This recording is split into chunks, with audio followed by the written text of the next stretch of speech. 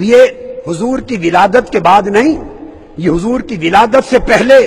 اگلی امتوں میں بھی مصطفیٰ کے ادب کی سنت، اللہ کی سنت چلی آ رہی تھی۔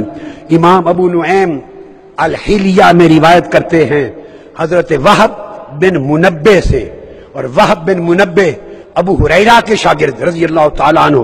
وہ روایت کرتے ہیں کہ بنی اسرائیل میں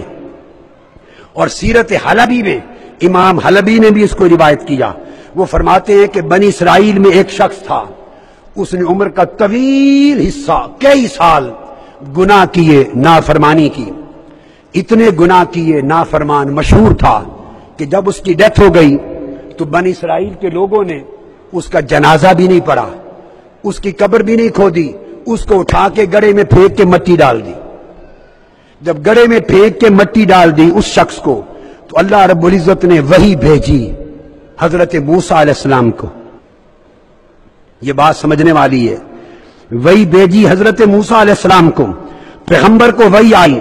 اور موسیٰ علیہ السلام سے اللہ پاک نے فرمایا اخرجہ فصلی علیہ، اے موسیٰ اس گناہگار بندے کو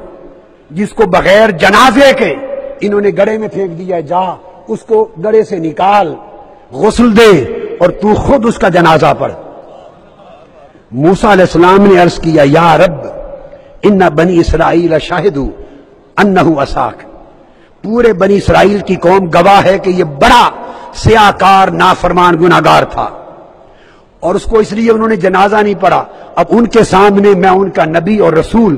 اگر خود قبر سے نکال کے جنازہ پڑھوں وہ کیا کہیں گے؟ موسیٰ علیہ السلام اللہ سے عرض کر رہے ہیں، اللہ پاک نے جواب دیا اے موسیٰ جو کچھ تو نے کہا وہ درست ہے، بنی اسرائیل جو دیکھتے رہے درست ہے، میں بھی جانتا ہوں درست ہے، مگر ایک عمل اس کا اور تھا جس کو بنی اسرائیل نے نہیں دیکھا۔ موسیٰ علیہ السلام تھا، اللہ پاک نے وہی بھیجی، فرمایا انہ کان کلما نشر التوراۃ وناظر الی اسم محمد صلی اللہ علیہ وسلم قبلہ وبعدہ علی عینیہ فشکرت لہ ذلک وغفرت لہ، فرمایا مجھے اپنی عزت کی قسم گناہگار تھا، سیاہکار تھا، مگر ایک عمل یہ تھا تورات کی تلاوت کیا کرتا تھا، اور جب بھی تورات کی تلاوت کے دوران میرے محبوب محمد کا نام آتا تھا تو اس میں محمد تورات میں پڑھ کر اس کو چومتا تھا، آنکھوں پر لگا لیتا تھا۔ محمد مصطفیٰ سے محبت اور ان کے نام کا ادب، خدا مجھے اپنی عزت کی قسم میں نے اس کو بخش دیا ہے۔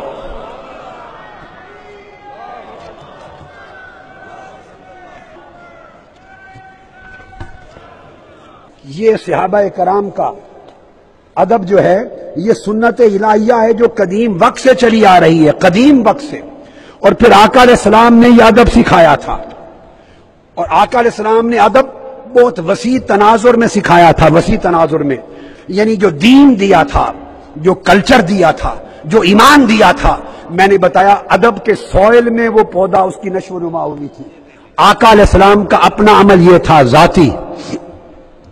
ذاتی عمل تاجدار کائنات صلی اللہ علیہ وسلم کا یہ کہ ایک روز یہودیوں نے، یہ جو میں نے واقعہ بیان کیا بنی اسرائیل کے شخص کی بخشش کا، محبت مصطفیٰ اور ادب مصطفیٰ حضور کے اسم پاک کو چومنے پر، اس کو امام ابو نعیم الاصبہانی نے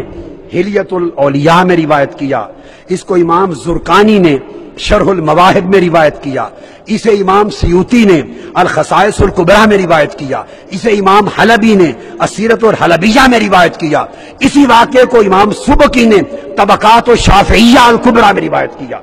کسی امام نے روایت کر کے اس کی نفی نہیں کی، اس کو رد نہیں کیا، مطلب ہے سب کا عقیدہ اور مسلک یہ ہے،